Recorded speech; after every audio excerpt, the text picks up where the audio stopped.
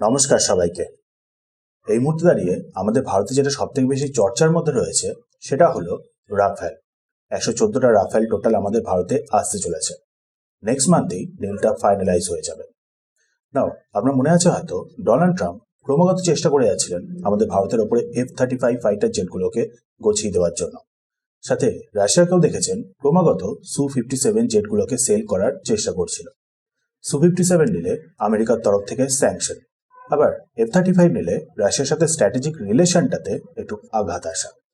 So আমাদের ভারত এখানে কিভাবে স্মার্টলি ন্যাভিগেট করছে দেখে নিন, দুটো দেশকেই না রাগিয়ে, এদিকে আমাদের নিজস্ব ডিফেন্স নিডটাকে ফুলফিল করে। চলুন দেখে নিন। রিপোর্ট সামনে আসছে যে 114টা টোটাল রাফেল ফাইটার জেট নিয়ে ডিল হতে চলেছে। নেক্সট মান্থেই ইমানুয়েল ম্যাক্রন আমাদের ভারতে আসবেন, ফ্রান্সের প্রেসিডেন্ট, আর সেই সময় এই ডিলটা ফাইনালাইজ হবে।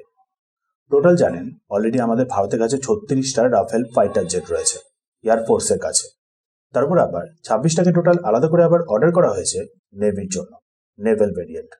নাও এখন খবর আসছে যে 114টা আরও আমাদের ভারতের ফোর্সে অ্যাড হতে চলেছে। বর্তমানে যেগুলো রয়েছে সেগুলো হলো F-3 ভেরিয়েন্ট। নাও রিপোর্টস অনুযায়ী 90টা টোটাল আবার F-4 ভেরিয়েন্টকেও আমাদের ভারত অর্ডার করবে, যেগুলো আবার আমাদের ভারতের মধ্যেই মেক ইন ইন্ডিয়া ইনিশিয়েটিভের মাধ্যমে প্রডিউস হবে। মানে টোটালি 90টা ফাইটার জেট আমাদের ভারতে কিন্তু প্রডিউস হবে মেক ইন ইন্ডিয়া ইনিশিয়েটিভের মাধ্যমে। সাথে আবার এক্সিস্টিং যে 36টা F-3 ভ্যারিয়েন্ট রয়েছে সেগুলোকেও আপগ্রেড করে F-4 ভার্সনে করে দেওয়া হবে। সাথে আবার 24টা অর্ডার করা হবে F-5 ভ্যারিয়েন্ট, মানে অনেকটাই বেশি অ্যাডভান্স ভ্যারিয়েন্টগুলো, যেগুলোকে আবার ফ্রান্সেই তৈরি করা হবে, তৈরি করে দেন ভারতের কাছে ডেলিভার করে দেওয়া হবে। আবার দেখুন, এরকমও রিপোর্ট আসছে যে 18টা টোটাল, মানে একটা ফুল স্কোয়াড্রন ফ্রান্সের থেকেই অলরেডি রেডিমেড অবস্থাতেই আমাদের ভারতের কাছে ডেলিভার হবে। মানে একটা পুরো ফুল স্কোয়াড্রন রেডিমেড অবস্থাতেই আমাদের ভারতের কাছে ডেলিভার করা হবে। ডিলটার কস্ট বলা হচ্ছে 3.5 লাখ ক্রোড়, মানে এখনকার সিচুয়েশন অনুযায়ী প্রায় $36 বিলিয়ন। ভাবুন কি পরিমাণে ইনভেস্ট করা হচ্ছে এই রাফেল ফাইটার জেটে। যতটা তো অনেকগুলো দেশের জিডিপি না, অনেকগুলো দেশের তো ইম্পোর্ট এক্সপোর্ট বিলও এতদূর পর্যন্ত না। ভাবুন কি পরিমাণে তাহলে ইনভেস্টমেন্ট। এনিওয়েজ, ধ্যান রাখবেন এই ডিলটা কিন্তু এখনো ফাইনালাইজ হয়নি, ডিফেন্স মিনিস্টারের কাছে সবে ফাইলটা পৌঁছেছে। রিপোর্টসগুলো যেগুলো সামনে আসছে সেগুলো হলো একটা নিউজ চ্যানেলের একজন এডিটরের তরফ থেকে, তার কাছ থেকে রিলিজ হয়েছে এইসব ইনফরমেশন। আর যে কারণে এই price, source code, transfer of technology ইত্যাদি নিয়ে বিভিন্ন রকমের কন্ট্রোভার্সি শুরু হয়ে গেছে। বাট যাই হোক, আপাতত রিপোর্টস অনুযায়ী 30% নাকি ট্রান্সফার অফ টেকনোলজি হবে। আমাদের ভারতের মধ্যেই যে মিসাইলগুলো তৈরি হয় সেগুলোকেও ইন্টিগ্রেট করা নিয়ে কথা চলছে। তার উপর 6th জেন এসআর রেডার, সেগুলোকেও এর মধ্যে 50% ফাইটার জেটের মধ্যে ইনস্টল করা হবে। আমাদের ভারতের মধ্যেই তৈরি হবে দুটো এমআরও ফেসিলিটি, মানে মেনটেনেন্স, রিপেয়ার আর ওভারহল। মানে মেক ইন ইন্ডিয়া ইনিশিয়েটিভের মাধ্যমে এত ফাইটার জেটগুলো আমাদের ভারতের মধ্যেই প্রডিউস হবে, তার উপরে আবার মেনটেনেন্সটাও আমাদের ভারতের মধ্যেই হবে। দুটো এমআরও ফেসিলিটি, মানে মেনটেনেন্স আর রিপেয়ারের ফেসিলিটি আমাদের ভারতের মধ্যেই তৈরি করা হবে। একটা উত্তরপ্রদেশ আর আরেকটা হলো তেলেঙ্গানা। সব থেকে ইম্পর্টেন্ট ব্যাপারটা হলো এই যে ফাইটার জেটগুলোকে আমাদের ভারত ইউজ করবে তার ইঞ্জিনগুলোও কিন্তু আমাদের ভারতের মধ্যেই প্রডিউস হবে। সাফরান M88 ইঞ্জিন আমাদের ভারতেই প্রডিউস করবে। বুঝতে পারছেন আশা করি কতটা লাভদায়ক হতে পারে এই ডিলটা। ফাইটার জেটগুলোর ম্যাক্সিমামটাই আমাদের ভারতের মধ্যেই প্রডিউস হবে। সাথে এমার্জেন্সি সিচুয়েশনে ধরেন কোনো মেনটেনেন্সের দরকার বা রিপেয়ারিং এর দরকার, সেটাও কিন্তু তখন আমাদের ভারতের মধ্যেই হবে। ইঞ্জিন বা জেটটাকে তখন কিন্তু আমাদের ফ্রান্সে নিয়ে যেতে হবে না, যা কিছু হবে সেগুলো আমাদের ভারতের মধ্যেই হবে।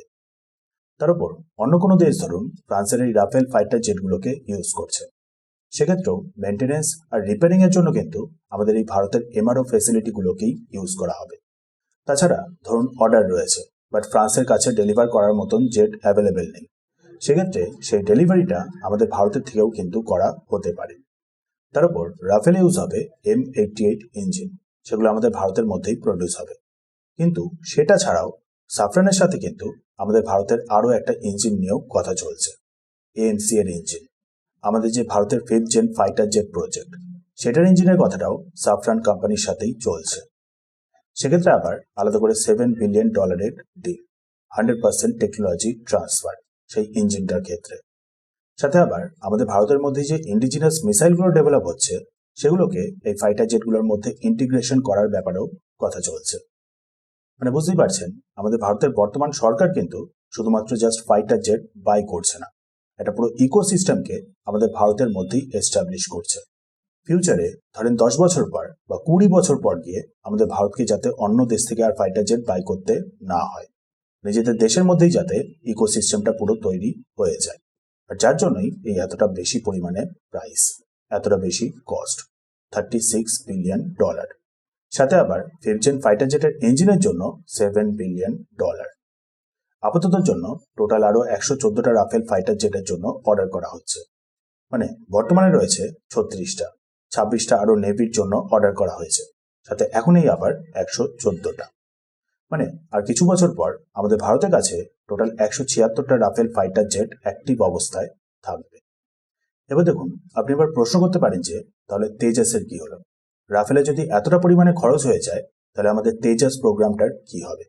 তেজাস মার্ক 1 এর কি হবে? তেজাস মার্ক 1 এর কি হবে? তেজাস মার্ক 2 এর কি হবে? তাই তো?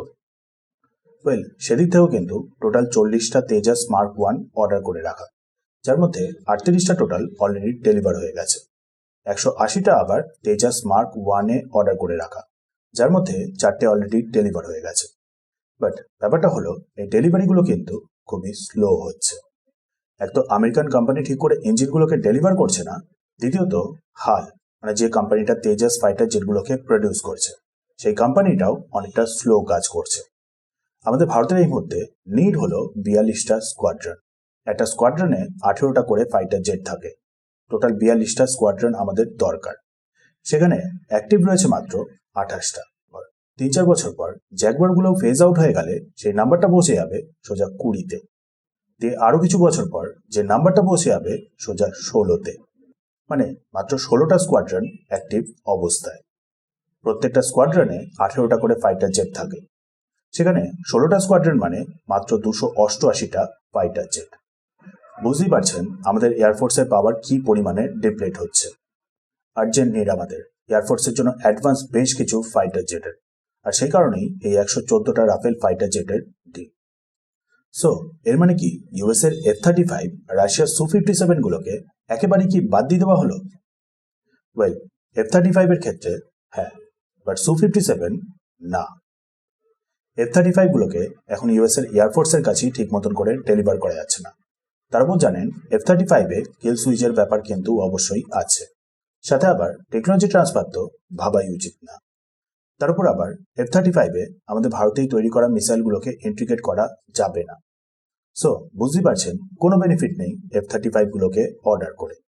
সবকিছু যদি মেনেও নেওয়া হয় ডেলিভারিও কিন্তু সময় মতন হবে না। সো F-35 পসিবলি বাদ। নাও এবার Su-57 এর ব্যাপারে আসা যাক। এখনো পসিবিলিটি আছে ভবিষ্যতে গিয়ে Su-57 অর্ডার করার। হয়তো কিছু স্কোয়াড্রনের জন্য রাশিয়ার সাথে ডিল অবশ্যই হবে, বাট সেটা এই মুহূর্তে সম্ভব না। এই মুহূর্তে নিলেই গ্যারেন্টি স্যাংশন, কাটসা অ্যাক্ট, অনেক কিছু আমাদের ভারতের উপরে ইম্পোজ করে দেওয়া হবে। বেকার ইকোনমিক দিক থেকে একটা বিশাল বড় হেডেক নিয়ে নেওয়া, যেখানে কিনা আমাদের ভারত হলো বর্তমানে ফাস্টেস্ট গ্রোয়িং লার্জ ইকোনমি। অকারণে স্যাংশন মাথায় নেবার কোনো মানেই হয় না। তারপর দেখুন, যেহেতু ফ্রান্সের সাথে ডিল হচ্ছে তাই সেক্ষেত্রেও ইউএসএ সেরকম কিছু করার মতন নেই। সেক্ষেত্রে সম্ভব না কোনোভাবে স্যাংশন ইম্পোজ করা। রাশিয়ার সাথেও আবার ভবিষ্যতে গিয়ে Su-57 নিয়ে পসিবলি একটা ডিল হবে। সো রাশিয়ারও সেক্ষেত্রে সেরকম কিছু বলার নেই। শুধু রাশিয়াকে কারেন্ট সিচুয়েশনটার মধ্যে থেকে বেরোতে হবে, ততক্ষণ অবধি শুধু অপেক্ষা। রাশিয়ার ওপর থেকে স্যাংশনগুলোকে রিমুভ করে দেওয়া হলে তখন আর ইস্যুই থাকবে না Su-57 গুলোকে বাই করা নিয়ে।